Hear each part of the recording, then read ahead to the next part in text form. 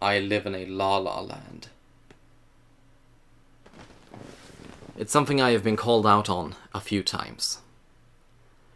I still believe art is supposed to be meaningful and pleasant. A liberation from the cuffs of a monstrously indifferent universe and the tools by which truth and beauty is created. But it doesn't work like that. And my pitiful daydreams doesn't make it so. Telling yourself happiness is possible doesn't bring it to you. And you can't escape the tedium of being alive.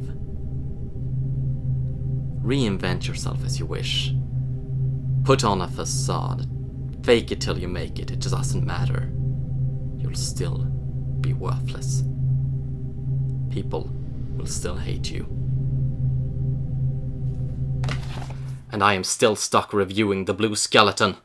Lower me into sewage and let me die! This movie was awful. And if you needed proof existence is maliciously hostile to life itself and the meaninglessness of your juvenile ideas of right and wrong, The Houses of Halloween got a sequel. To have your sensibilities, your grip on reality, right and wrong and truth vaporize and leave you falling into uncertainty is an aspect of Lovecraft completely flying over people's heads. But in that sense, this film certainly qualifies as Lovecraftian, because it flies in the face of reason. The Houses of Halloween was a career ender. It was awful, it was boring, it made me regress into an angsty teen. It was about a bunch of yahoos looking for the world's most extreme haunt and regretted finding it. And it was produced by Steven Schneider, who also worked on Paranormal Activity, Insidious, The Devil Inside and The Visit. Something I forgot to mention in my last review because I'm a fuck up. Still, the only way they could make it any worse is by trying, so let's take a look at The Blue Skeleton and see what kind of abomination congealed from their efforts. Opening to a quote of Marilyn Manson of all people, foreshadowing the essences of the film as it's revealed to us, our story begins on a dark and lonesome road. I like Manson and I applaud Bobby Rowe, the director, for having some originality in people to quote, but the quote is a little bit misleading. It suggests that the world is as violent as it's always been, it's just easier to see it now, when in actuality we're living in the most peaceful time in human history. It's just that the media we consume suggests otherwise. I appreciate this irony. Don't know if Bobby does. Ouroboros devouring the tail, our beginning grows from the end. The man in the skeleton suit burying Brandy comes under threat. An act of kindness from an ambivalent god, the cops arrive before his mission can see its end. But as the criminal spirits away, our tale is violently twisted. Brandy is nowhere to be found. Spiders spinning webs of lies. Brandy is in fact alive and well, and released with her only harm being the memories of the night she was taken to hell. Even though the prequel ended with them, or at the very least with Brandy being very definitively buried alive, it was so shoddily edited that most of the time I had no idea what was going on. And I did find her voice carrying through 4 feet of dirt a bit improbable, but basically Bobby Rowe seems to lean into how obviously fake the ending from the last movie was and builds the prequel on it. It's creative, but does remind me of how awful Houses was. It's not just Brandy who survived. All of the team from the last film was let go as morning rose and Halloween was over. But it was only the beginning of their journey. Their footage was distributed across the web, accompanied by live feeds from Brandy's supposedly buried coffin, making them desired celebrities in the horror community. But while the team rose to accept their fame, Brandy is struggling to cope. To go to their haunts, and then we do marketing things for them, and it's a big deal. They get to promote that Coffin Girl is at their haunted house. I just don't know why I have to go. Like, I'm not stopping you guys. Nobody cares about 4 guys. No, but 5 Guys really took off. Not an actual 5 Guys burger, we don't have them in Sweden. Brandy's been unwillingly made the face of their brand. Without her, people aren't interested in the team. It's an unfair position the guys put her in, urging her to revisit the very thing she's been struggling to escape. And like the hero tales of old, she refuses the call. World's most shocking attraction? What do you want to see? Titties. Adult content. Because titties makes everything better. That's why Agony was such a memorable game. Speaking of, I started a gaming channel. Link is in the description. I've played the Succubus prequel. Go check it out. With or without Brandy, they still have to go on. Dates have been booked and obligations made. And driving past the first of many clues to the destination their journey will take them, they proceed with the same shit they did in the first movie! I remember calling the locations and experiences they visited pretty varied in houses, but the darkness and overall similar concept made it pretty samey. This film does a better job of at least showing the haunts they visit, and the camera work is much better as well. We found some places they crossed the line. Is there anything like that out here? We want people to be terrified when they leave here. When we hear people are sobbing. That is the guy from the haunted house last night. These people Now I don't trust him. He's a magician. The haunts aren't the focus anymore, they're set pieces for the characters to act in. And the film has also gotten a thin layer of self-awareness in that it recognizes these kinds of places aren't actually threatening. Since the movie isn't trying to convince me otherwise, it's actually become pretty bearable to watch. Although it can get a bit on the nose. Think about it this way, it's designed not to be so much scary as actually to make it exciting and different experience for you. Conquering a zombie escape room isn't the kind of experience that made them famous, but the owner of the establishment has a tip for them. Seek out Hellbent. A new, most terrifying haunt in the world, spoken only of in hushed whispers within the closely guarded circle of Halloween carnies. Hellbent promises an experience unlike any of the innocent fun the men has been reduced to. How convenient that such a haunt happened to pop up right after the blue skeleton vanished. But we don't blow our wads just yet. There's still many more places to visit, such as the soap factory haunt. They're putting like animal parts and pieces of kids in their soap. Pretty fucked up if it's true. Yeah, so that's how you make soap.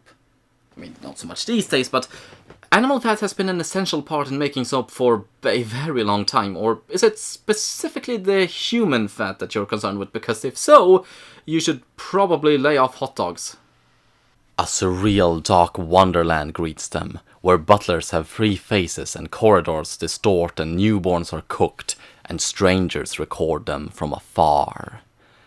Let's not think too hard about this, as while Brandy still refuses to come, Jeff reappears in the film, and Zack and Mikey gifts him a drone. Not that it helps them, as the next place called back and cancel them if they don't bring Brandy with them. So Bobby desperately pleads for Brandy to come, one last time. It's falling apart, just freaking out. I know he needs the money.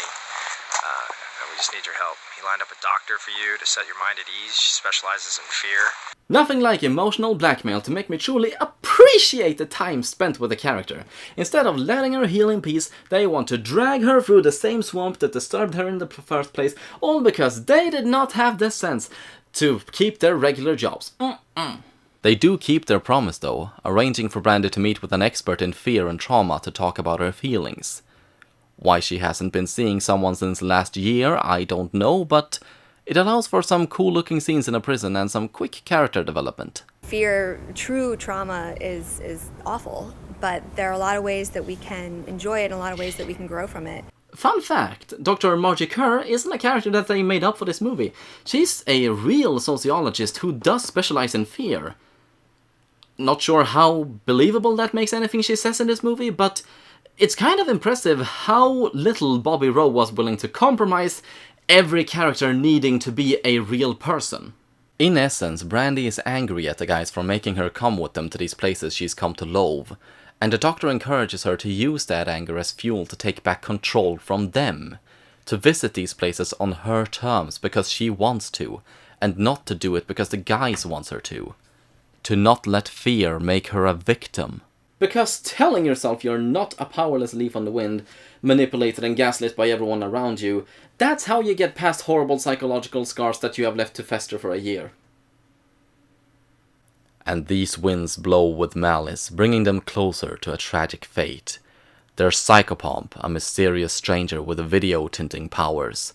The blue skeleton lives to pursue the ones who got away.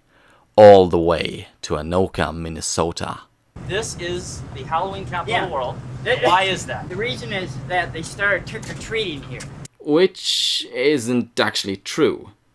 It is true that 1920 Anoka County organized one of the first official Halloween celebrations in America, but trick-or-treating goes back as far as 16th century Scotland and the celebration of Samhain.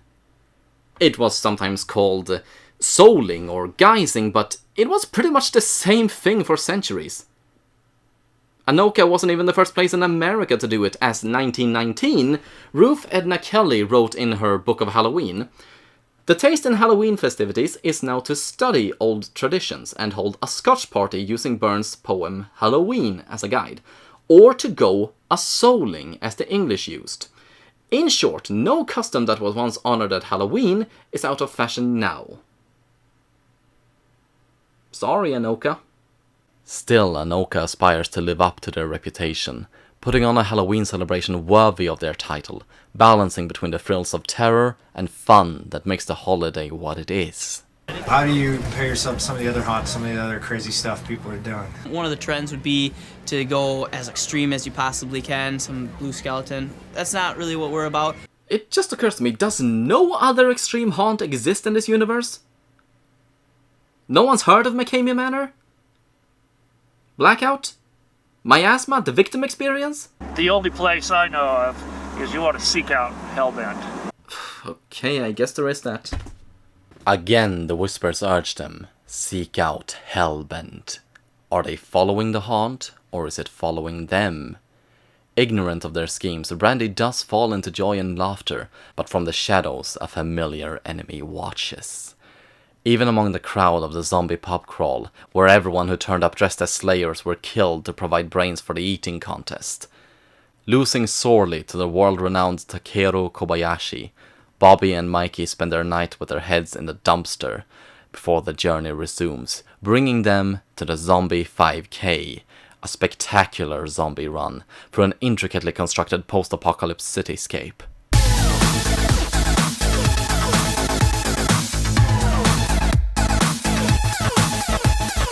But still the haunt follows, always present, always looming.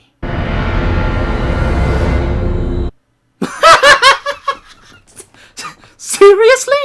I'm going to do like from Cape Fear. No excuses! With much pleading, the guys managed to drag Brandy into a proper haunt this time, or an adult experience as it's called. With a name like that, you know I can't show much of it, except the only important thing. From the shadows, the skeleton man emerges before Brandy, sending her running back to the Winnebago. Her stories and concerns are waved away by the guys who don't take her trauma seriously, and instead bribes her to stay with them so they can finish the road trip. There's only 3 places left after all. Don't freak out. You're supposed to be getting scared. It's a haunted house. Okay, whatever, Zach. You obviously just don't understand. Brandy is the only one who does understand. Her fear is justified, as at night gaseous tranquilizers are pumped into the RV, and strange men in gas masks drive them away. By the time they wake up, they're not just in another city or in another county, but a different state. How are we in North Carolina? I have no How fucking are we in idea. fucking I have North no Carolina? idea. It's not an impossible distance.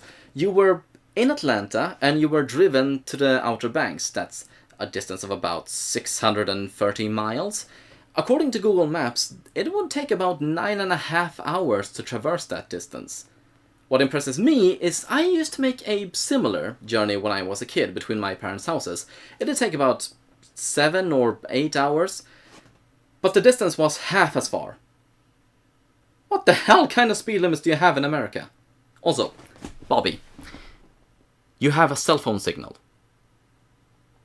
Why aren't you calling the cops? Their own stupidity and thrill-seeking, as this is evidently hellbent, and the siren call of the truly extraordinary blankets everything in its din. Besides, they were kidnapped last year as well, and that turned out well, right? I'm just surprised Brandy didn't force the issue. But I suppose Bobby didn't want to show 4 men physically restraining the one female character. That might come across as rude. Overall, Brandy seems very submissive in regards to what's happening. Taken against her will, confronted with the source of her misery, surrounded by ghoulish clowns, I would have expected her to devolve into a cornered animal, fighting for her life to flee in any direction. She must be stronger than I was going to school. Oh, and there is one revelation left to make.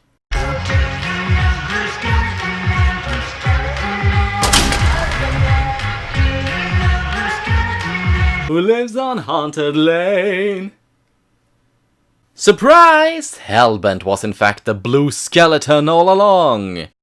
A twist about as concealed as the forest by the trees, but this time there will be no escape. Not this time. Not this time. Not this time! The kills are much more graphic and plain this time around. And considering the guys have been wavering somewhere between useless and vile the whole movie, they certainly have it coming. Mike has his head flambéed.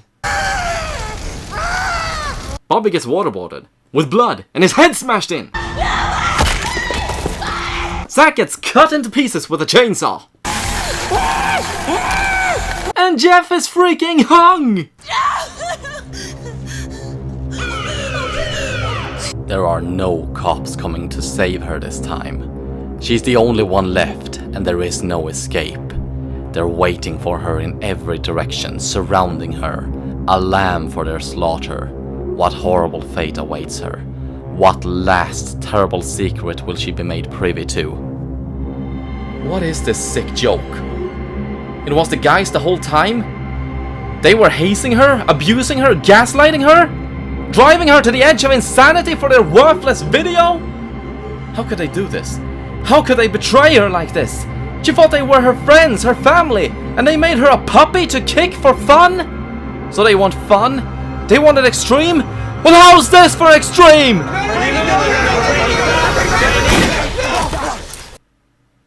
That's one way to take back control. But remember, the media lies. Before she could escape, Brandy was cornered by Porcelain and her two sisters. They revealed the truth to her. There was a haunt a year ago, and the boys were in on it.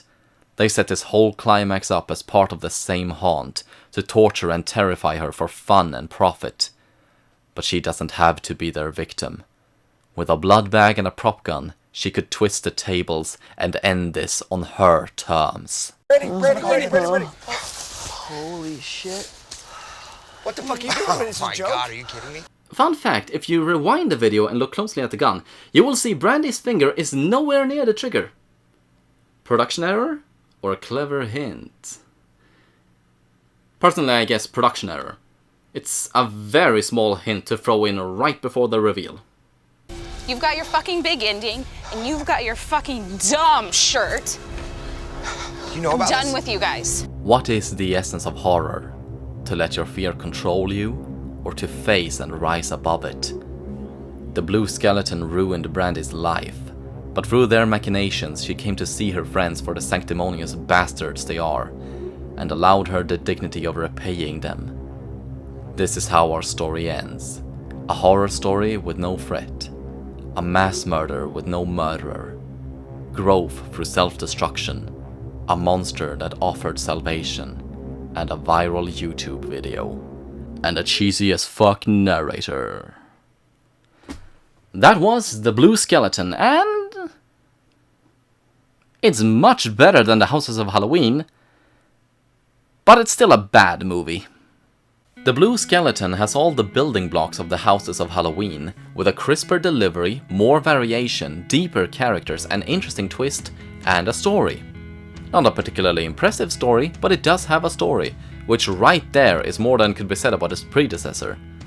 In pretty much every way, The Blue Skeleton is an improvement over The Houses of Halloween, but it also has the same flaws as The Houses of Halloween. Starting with the characters. Having experienced simulated death in Houses, the team was propelled into niche stardom, and their motivation for going on this trip is solid, as is Brandy's aversion to the haunted houses. The rest of the team having embraced their celebrity with seemingly no scars doesn't entirely make sense, until you reach the end and realize they were in on it all along. It's something that bothered me the first time I watched the film, only to then say aha as I look back on it. The thing is, it only works with the prequel as a reference. Understanding where the characters are coming from in a halfway decent movie demands you first having seen a dreadful movie. I think this could be solved if you take the last 15 minutes of houses and put them in front of Skeleton, but even then I think having the tedium of the first film as a contrast is necessary to think this film is good. Without it, all we have are the words of the characters. They really experience what they said, which is about as profound as an exposition dump. The story primarily revolves around Brandy and her struggle to move past the trauma she's experienced, but this is by no means the driving force of the story. If not for the guys urging her to come with them, she would not find resolution, and most of the movie focuses on the Halloween-themed experiences. The story comes off less as the focus and more a side effect of the movie progressing, especially considered how poorly that element of the story is handled. It's established she has severe reservations about visiting any more haunts after what happened to her, but after much begging and pleading she comes along and ends up having a pretty good time for most of the film. It's not until she comes face to face with the skeleton man she seems to remember her wounds are still bleeding. And upon finding out her so-called friends set the whole thing up, playing a single cruel prank on them seems enough for her to heal. I get the symbolism, and a shallow plot deserves a shallow resolution, but still, I wish my traumas healed that easily. Regarding its presentation, the film does an adequate job. While the Houses of Halloween looked like an amateur video diary, the Blue Skeleton feels like a decent travel vlog. Bobby Rowe took the concept of presenting Halloween experiences as tourist attractions to heart and rolled with it, making it the driving force of the film. While earlier they were just filming their vacation, now it's become their job to document their experiences for others to enjoy and for publicity on behalf of the haunts. To that end, their ability to capture video has gotten an upgrade. With panoramas and close-ups and color correction and background music, their videos now have a semi-professional quality to them. This, coupled with the much more distinct experiences, has made the film more enjoyable to watch. But it has lost its sense of believability. This is found footage in technique only, forgetting that reactionary, unscripted and unforeseen circumstances tend to not have gone through post-production. I will give the prequel this, it had believability going for it. The Houses October Built was actually based on a 2011 documentary of the same name, featuring the same cast and directed by the same people. Something I was not aware of when I first reviewed it. It was a deep dive into haunt culture and the people who worked the haunts, making the 2014 movie something like a lost episode creepypasta. Same characters, same premise, grounded, but suddenly comes a tragic fate. The Blue Skeleton is a palate cleanser after the Houses of Halloween. A pleasant surprise where the same ideas are done better, but by itself it's actually pretty average.